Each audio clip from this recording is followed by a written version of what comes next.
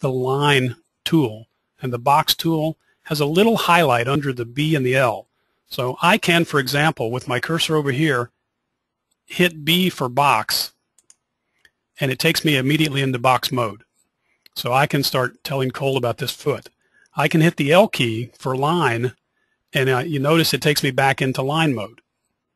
If I continue hitting the L key, you notice that it takes me to vertical lines. So this little option here that toggles the lines, I can accomplish that same thing by hitting the L key. So in a similar way, I can hit D for draw, O for oval, P for path. So again, that's one of the little ninja Telestrator tricks that is very esoteric. All there is within the interface is this little dash under one letter of each tool. But very handy to know, because I myself keep my left hand on the keyboard, right hand on the mouse. So it's very easy for me to go into draw mode by just hitting D, and now I can start to circle, and I can start to talk about turn, and so I can do things without reaching over. Now another keyboard trick is, once I've got that in place, if I hold the control key down and I use my arrow keys, it will move the last entity that I drew. So let's make that a little clearer. Let me erase all, and let me draw a line. And let's say that I'm drawing the back foot.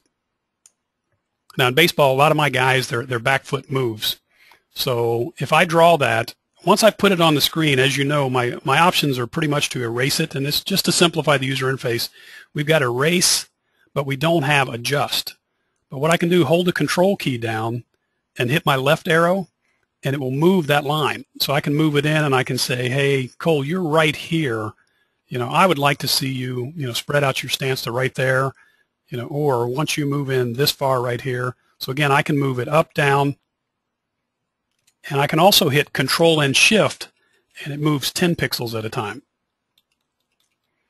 So again, I don't, just for ease of interface, we didn't get the ability to reach on there and grab it, so I can erase it, but I can also move it.